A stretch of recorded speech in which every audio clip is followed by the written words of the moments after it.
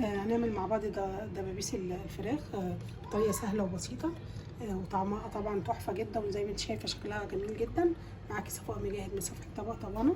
لو اول مره تشوفي القناه بتاعتي دعميني بسبسكرايب، فعلي معايا القناه عشان يوصلك مني كل جديد.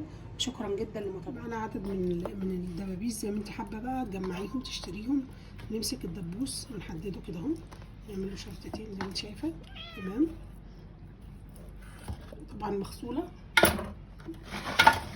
التتبيله بتاعتنا الاساسي بتاع النهارده الزبادي. الزبادي بيدي طراوه حلوه قوي للفراخ عموما. فصين من الثوم المهروسين، الملح والفلفل والبابريكا، بس مفيش اكتر من كده. بنقلبهم كويس، زيت صغيرين. وننزل بقى الدبابيس بتاعتنا من ساعة لساعتين يشربوا من التتبيلة. قعدت ساعتين في التتبيلة بتاعتها. ناخدهم نصهم كده بكافيتي كده، ندخلهم الفرن.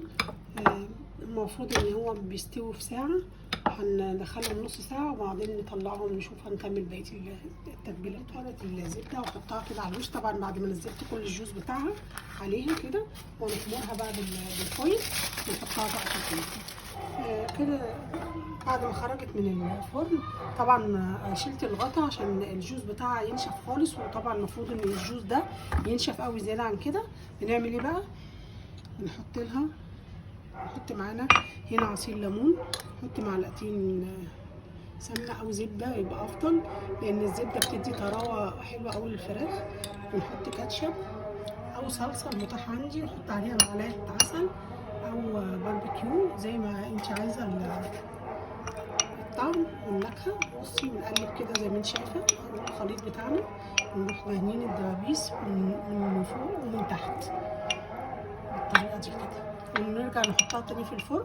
منظر الدبابيس بعد ما طلعت من الفرن طبعا شكلها رائع وطعمها تحفه جدا. جربي الطريقه. معاكي صفاء مجاهد من صفحه طبق طبانه. لو اول مره تشوفي القناه بتاعتي دعميني بسبسكرايب، فعلى معي القناه عشان يوصلك مني كل جديد. شكرا جدا لمتابعتك.